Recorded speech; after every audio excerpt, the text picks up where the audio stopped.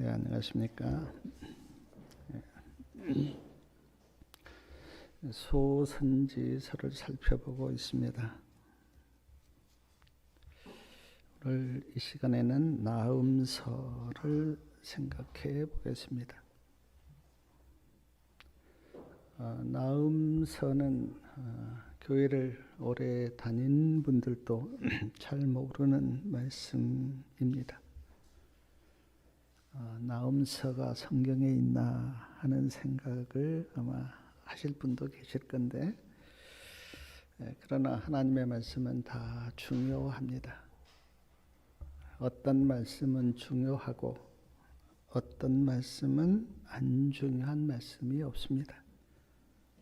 다 하나님의 뜻이 있고 하나님의 말씀 가운데 우리에게 주는 교훈이 있기 때문에 어떤 말씀도 가볍게 여기거나 또 무시해서는 안 됩니다. 나음은 북방 이스라엘 선지자이고 BC 640년부터 620년 사이에 활동하였습니다. 나음서 1장 1절에 보면 니느웨에 대한 중한 경고 곧 엘고스 사람 나흠의 묵시의 글이라 그렇게 되어 있습니다. 니느웨에 대한 엄한 경고다. 정확하게 말하면 니느웨의 멸망을 선언하고 있습니다. 니느웨는 멸망한다. 니느웨가 아수르의 수도이기 때문에 니느웨의 멸망은 곧 아수르의 멸망을 가리킵니다. 엘고스 사람 나움이라 그렇게 말씀하셨는데 엘고스가 어디인지는 정확하게 알 수는 없지만 성경학자들은 가버나움이다 그렇게 주장합니다. 복음서에 보면 예수님이 가버나움에서 사역을 많이 하셨죠. 그래서 마태복음 4장 13절에 보면 예수님이 나사렛을 떠나 가버나움에 가서 사셨다 하는 말씀도 있습니다. 나움의 뜻은 위로받은 자입니다. 하나님은 우리를 위로하시는 분이시고 우리는 위로를 받는 자인데 아수르가 멸망한다고 하는 소식이 이스라엘 백성들에게는 위로가 되었어요. 왜냐하면 아수르가 북방 이스라엘을 침략하였고 남방 유다도 많이 괴롭혔기 때문에 니느웨의 멸망, 즉 아수르의 멸망은 이스라엘 백성들에게는 큰 위로가 되는 그런 말이었습니다. 나움서에서 말하는 니느웨 즉 아수르의 죄는 나움 1장 14절에 보니까 우상을 섬겼다 그렇게 기록되어 있습니다. 우상을 섬겼어요. 하나님이 가장 싫어하시는 것이 우상입니다. 옛날에는 아마 우상의 의미가 다른 신을 섬기는 그런 의미로 많이 쓰였는데 오늘날의 우상의 의미는 다른 신을 섬기는 것도 물론 포함되지만 그러나 하나님보다 더 사랑하는 어떤 것 그것이 우상이죠. 그런 의미에서 보면 현대인들에게 우상은 돈일 수도 있고요. 또 내가 좋아하는 스포츠나 사치나 어떤 내가 좋아하는 어떤 특정한 그런 것들이 다 우상일 수가 있습니다. 그런 의미로 보면 우상들이 많죠. 우상이 내게 있다면 우리는 그 우상에게 마음을 많이 빼앗깁니다. 왜냐하면 늘 그거를 내가 생각하고 또 거기에 투자하고 거기에 시간을 보내고 그러기 때문에 우상에게 마음을 많이 빼앗겨요. 우상에게 마음을 많이 빼앗기면 하나님을 올바로 섬길 수가 없습니다. 우상이 있으면 하나님을 섬긴다고 하는 게 어려워요. 섬기지지가 않아요. 섬길 수도 없고요. 그래서 하나님께서 우상을 버려라. 우상이 있으면 안 된다. 그렇게 말씀하십니다. 또한 아수르의 죄가 무엇이었는지 우리 그 나훔서 3장 1절부터 3절까지 말씀을 한번 읽어보겠습니다. 같이요. 나훔서 3장 1절부터 3절까지. 화 있을진저 피성이여 그 속에서는 괴율과 강포가 가득하며 늑탈이 떠나지 아니하는도다. 획획하는 채찍 소리, 괭괭하는 병거 막기 소리, 띠른 말 달리는 병거, 충돌하는 기병, 번쩍이는 칼, 번개 같은 창, 살육당한 때, 큰 무더기 죽음, 무수한 시체여 사람이 그 시체에 걸려 넘어지니. 아수르가 아주 잔인하게 사람들을 죽이고 나라를 정복한 그 말씀을 이렇게 표현하고 있어요. 여기 보니까 뭐 획획하는 채찍 소리, 괭괭하는 병거 바퀴 소리, 번쩍이는 칼, 번개 같은 창, 살육당한 시체. 아수르가 아주 잔인하게 나라를 정복을 했어요. 근데 그 아수르의 잔인함을 누가 보셨는가? 하나님이 다 지켜보고 계셨습니다. 하나님은 다 보고 계세요. 그래서 지금 나훔 선지자를 통해서 이렇게 말씀하고 있습니다. 또한 나훔 3장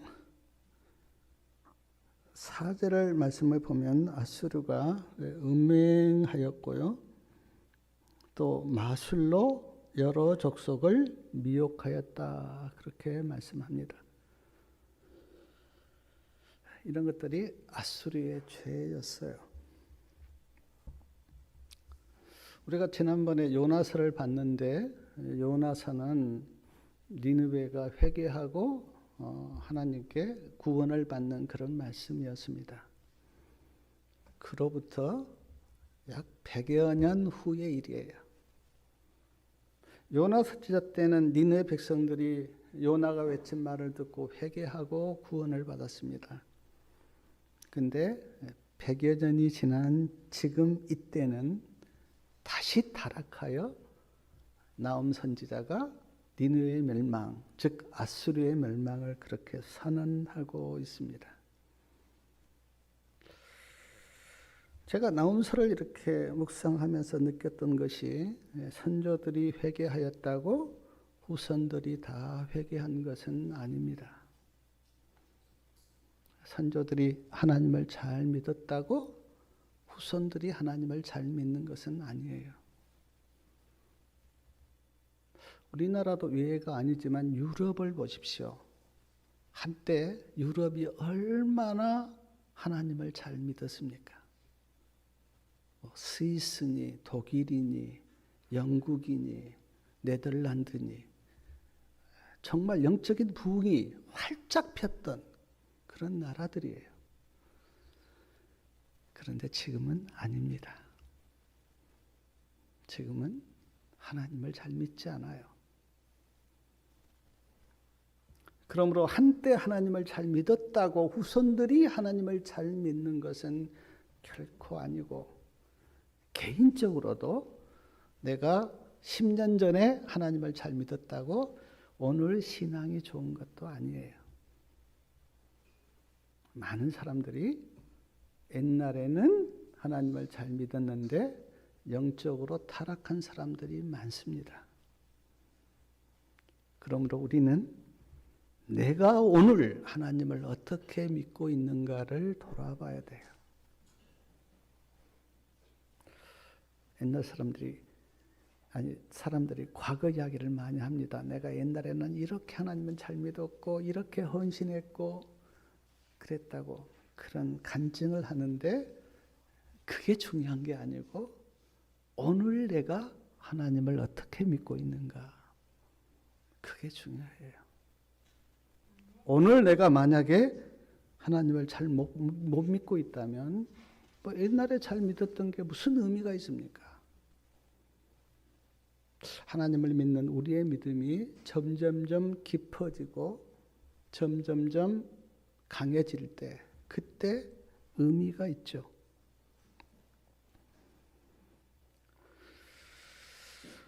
하나님께서 나훔 선지를 통해서 나훔 2장 13절과 나훔 3장 5절에 보면 두 번이나 이렇게 말씀하십니다.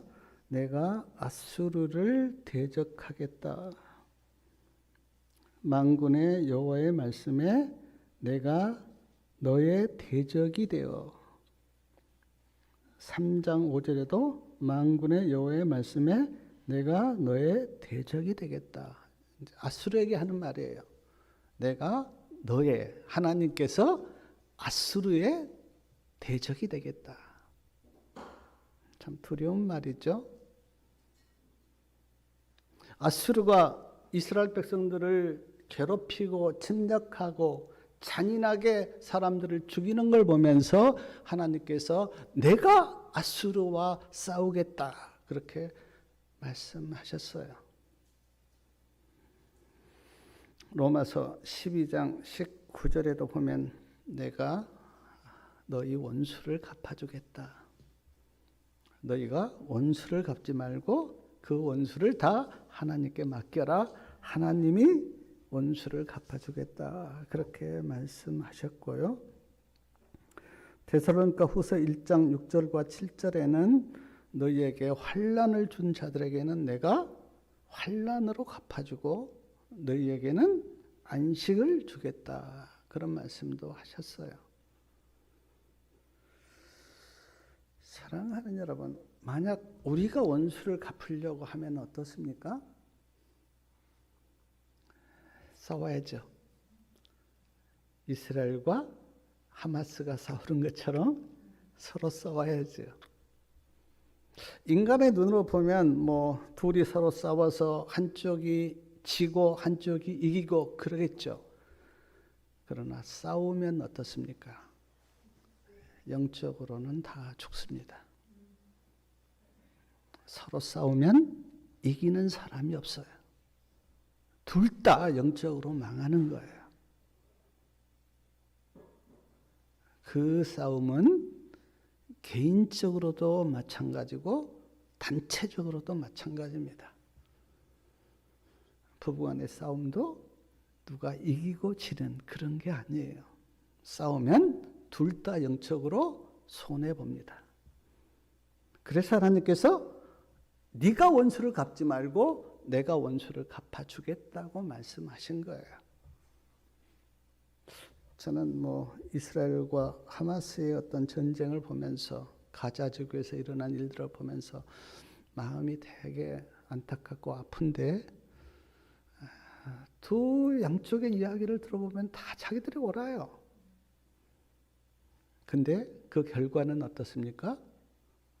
엄청난 죽음이고 피해고 영적으로는 다 망하는 거죠. 그래서 하나님께서 이스라엘 백성들에게 내가 아수르와 싸워서 너희 대적이 되겠다. 그렇게 말씀하셨어요.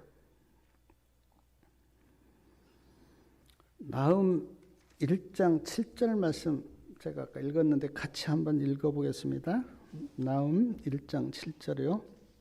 여호와는 선하시며 환난 날에 산성이시라. 그는 자기에게 의뢰하는 자들을 아시느니라. 여호와는 선하시다. 뭐 성경에 참 많죠. 뭐 하나님은 사랑이시고 은혜로우시고 자비하시고. 근데 나훔 선지자는 여호와는 선하시다. 그렇게 말씀합니다. 하나님이 선하신 이유가 여러 가지가 있지만 제가 한 가지만 말씀을 드리면 로마서 5장에 보면 우리가 연약하고 우리가 죄인되고 우리가 하나님과 원수 되었을 때 우리를 위하여 예수님이 죽으셨다. 그렇게 말씀합니다. 우리가 착하고 우리가 잘하고 우리가 하나님께 충성될 때가 아니고 우리가 연약하고 우리가 죄인되고 우리가 하나님을 대적하였을 때 예수님이 나를 구원하기 위해서 죽으셨다고. 얼마나 선하십니까? 충성되고 잘한 사람을 위해서는 그렇게 희생할 수 있지만 그러나 우리가 연약하고 죄인 되었을 때 나를 위해서 죽으신 예수님 얼마나 선하십니까? 사도 바울에 대해서 우리가 잘 아는데 사도 바울이 처음에 어떤 사람이었습니까? 예수 믿는 사람을 잡아 가두고 또 핍박하고 스테반이 죽을 때 사도 바울이 옆에서 막 선동을 했던 그런 사람 아닙니까? 그런데 예수님이 사도 바울을 찾아가서 구원하십니다. 얼마나 선하신 분이십니까?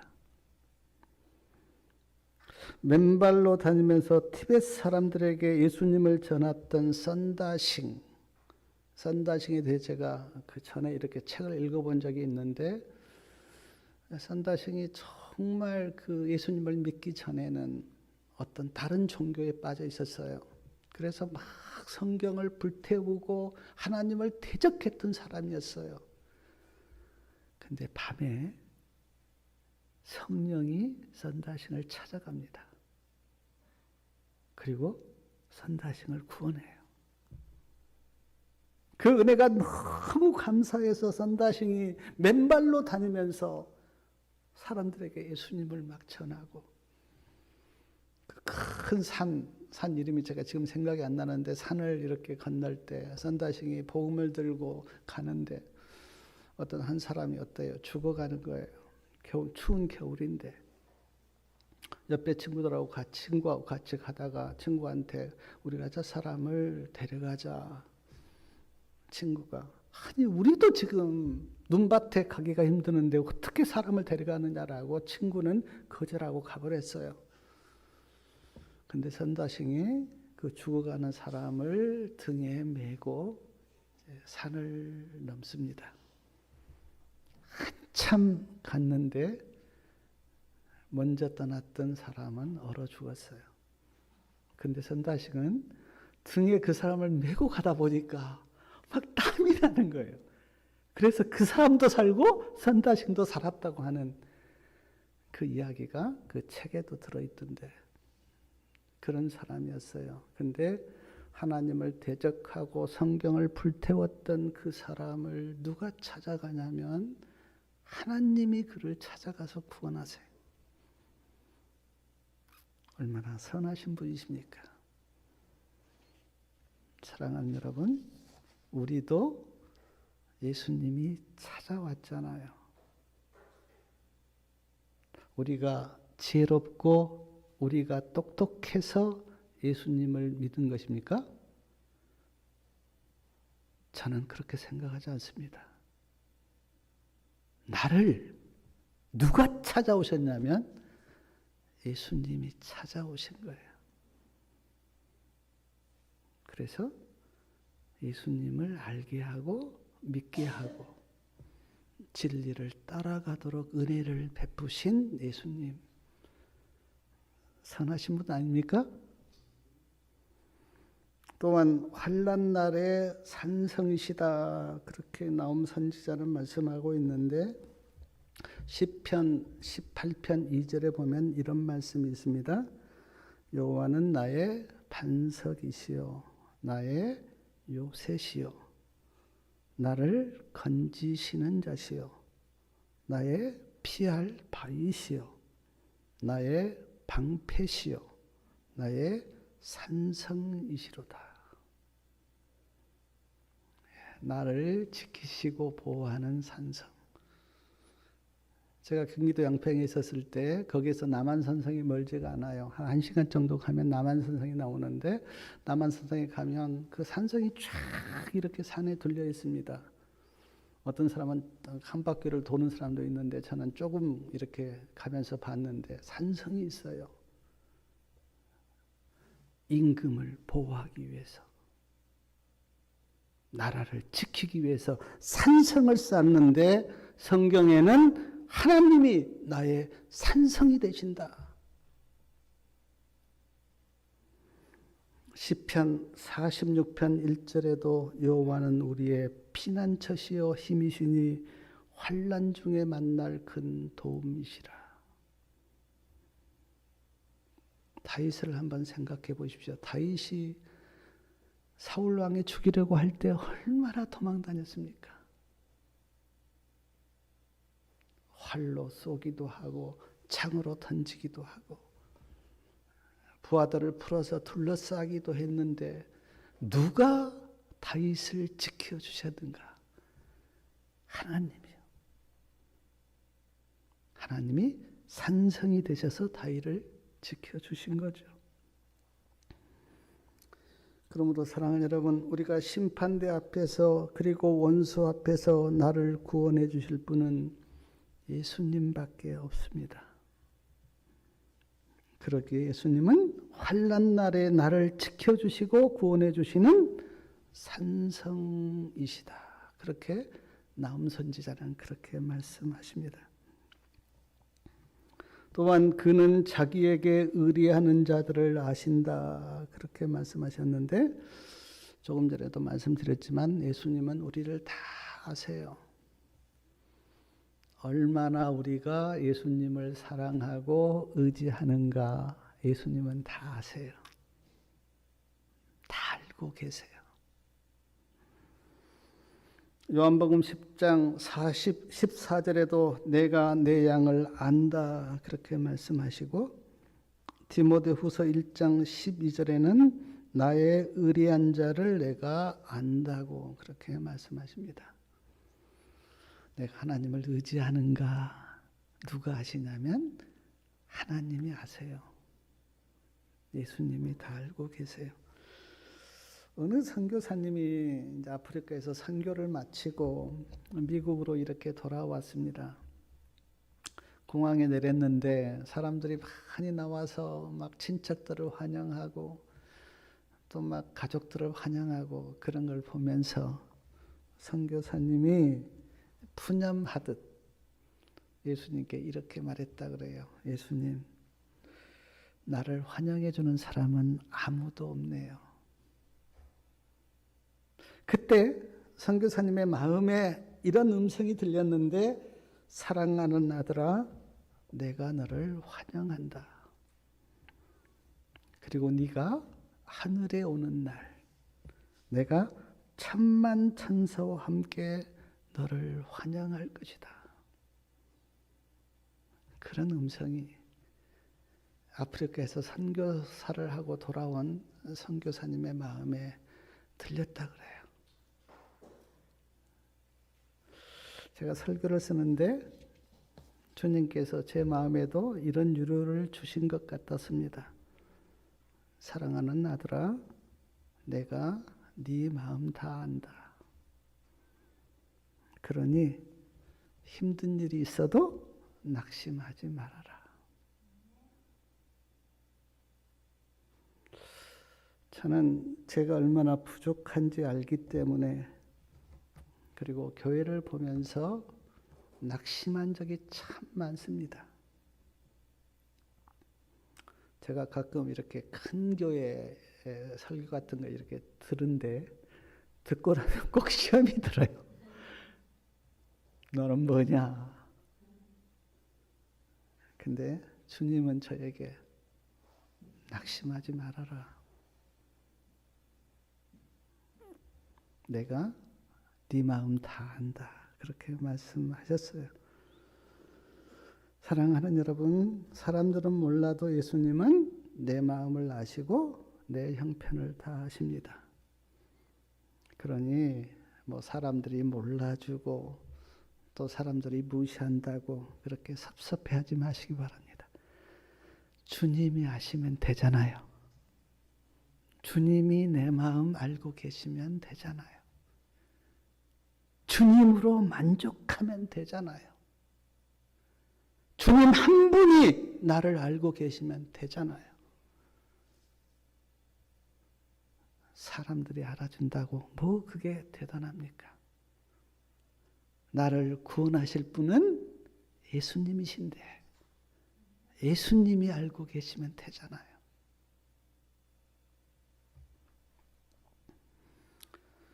또한 나훔 1장 15절에 그 상반절에 보면 같이 한번 읽어볼까요?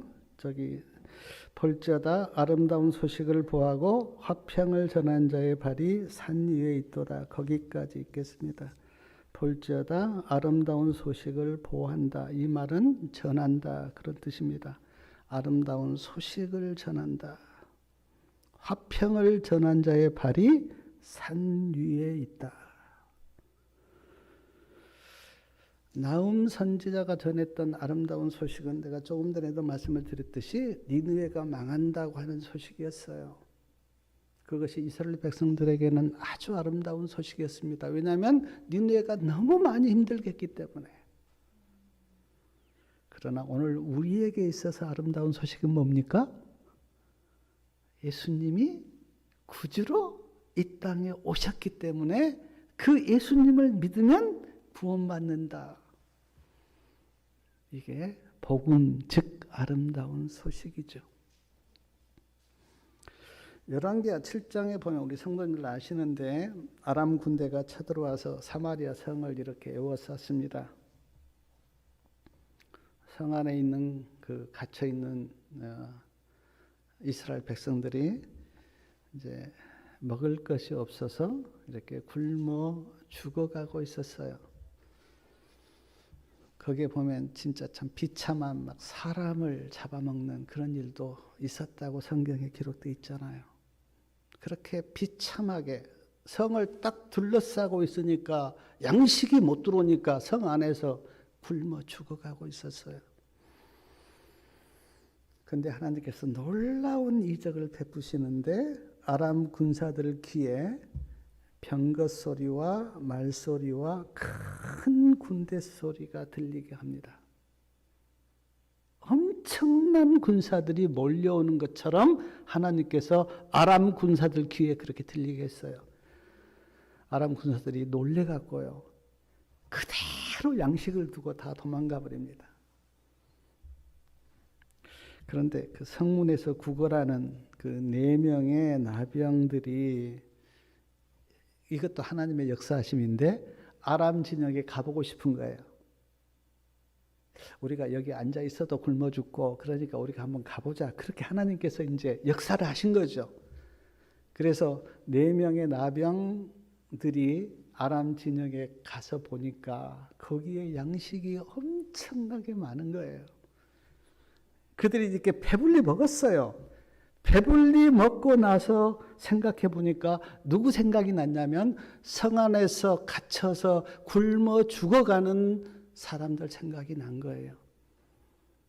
그때 그들이 했던 고백이 뭡니까? 오늘날은 아름다운 소식이 있는 날인데 우리가 이렇게 잠잠히 있다니 우리 행동이 옳지 못하다. 그렇게 말하고 그들이 성으로 달려가죠. 나병들이어서 성 안에는 들어가지 못하고 문지기에게 저기에 가면 양식이 많다고 그런 아름다운 소식을 전해요. 왕이 사람을 지켜서 확인을 해봅니다. 확인을 해보니까 진짜 아람 군사들이 두고 간 양식이 엄청 많이 있었어요. 그리고는 성문을 열지요. 그래서 성 안에 갇혀 있는 사람들이 이렇게 다 나와서 배불리 양식을 먹고 살았다고 하는 말씀이 열왕기하 7장에 기록되어 있어요. 사랑하는 여러분, 다시 말씀드리지만 오늘 우리에게 있어서 아름다운 소식은 예수님 믿으면 구원받는다고 하는 소식입니다. 누군가가 우리에게 그 아름다운 소식을 전해 주었어요. 저는 성령님이 나를 부르셨다는 생각이 저는 드는데 저는 누가 전도하지 않았습니다. 제가 십자가를 보고 교회로 제가 스스로 갔어요. 이상하게 십자가를 보는데 그 십자가에서 이끌리는 뭔가가 있었어요. 그리고 내 스스로 갔어요. 그리고 성경을 제가 보면서 그때 제가 이제 막 또 애들을 가르치고 뭐 그런 일도 했는데 그러나 대부분의 사람들은 누구로부터 전도를 받습니다. 예수님을 믿으시면 구원받는다고. 성경에는 태어나면서부터 이제 하나님을 믿게 되었는데 아름다운 소식을 우리가 다 들었어요. 누군가가 저에게 아름다운 소식을 전해 주었어요. 이제 우리도 누군가에게 아름다운 소식을 전해 줘야만 되지 않습니까? 내가 누군가로부터 아름다운 소식을 듣고 예수님을 믿게 되었다면 이제는 내가 누군가에게 아름다운 소식을 전해서 그도 예수님을 믿도록 그렇게 해야 되지 않겠습니까? 로마서 10장 15절에는 말씀합니다. 아름답도다 좋은 소식을 전하는 자의 발이여. 좋은 소식을 전하는 자의 발이 아름답다고 그렇게 말씀합니다.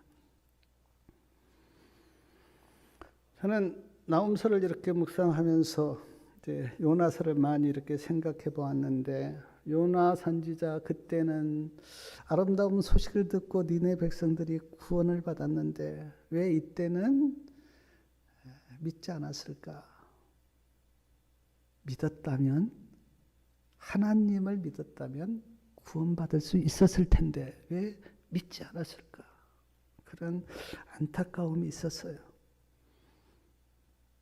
오늘도 아름다운 소식을 믿으면 멸망하지 않고 구원을 받습니다. 그런데 많은 사람들이 슬프게도 아름다운 소식을 믿지 않아요. 그리고 멸망의 길로 갑니다. 사랑하는 여러분, 아름다운 소식을 들었다면 열심히 예수님을 믿기를 바랍니다. 그것이 아름다운 소식이에요. 찬미가 428장 내 구주 예수를 더욱 사랑 찬미가인데 이 찬미가를 작사한 프렌티스는 1818년에 미국 메인주 포클랜드에서 태어났습니다. 어렸을 때 글을 아주 잘 썼다 그래요. 그래서 그때 젊은이의 버지라는 잡지가 아주 유명했는데 그 잡지에 글도 많이 이렇게 올렸다고 그렇게 나와 있습니다. 그 후에 목사님과 결혼을 하여 자녀를 낳고 행복하게 살고 있는데 그때 갑자기 전염병이 이렇게 퍼져서 어린 자녀가 전염병으로 죽었습니다. 너무 큰 슬픔 때문에 눈물로 세월을 보내고 있었는데 남편 되신 그 목사님은 또 전염병으로 죽은 아이 부모들을 이렇게 가서 위로하기 위해서 이제 방문 가셨습니다. 집에서 혼자 있는데 갑자기 그 야복강에 있는 그 야곱이 이렇게 생각이 들면서 지금 내 입장이 그 야복강에 혼자 쓸쓸히 있는 야곱처럼 그런 생각이 들었어요. 그래서 좀 마음을 이렇게 달래보려고 내 주를 가까이 하려 하면 그 찬미를 부르기를 시작했다고 합니다. 찬미를 부르고 또 부르고 또 부르는데 은혜가 임하여서 야곱이 승리한 것처럼 나도 승리해야지라는 마음이 들었대요. 나도 승리해야지. 야곱이 이스라엘이 된 것처럼 나도 믿음으로 승리하여 이스라엘이 돼야지. 그런 생각이 들었대요.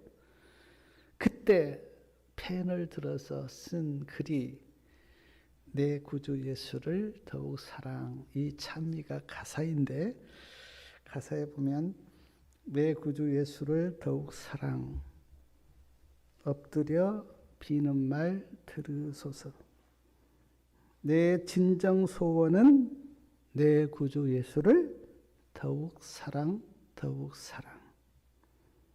세상의 쾌락이 좋았으나 지금 내 기쁨은 오직 예수.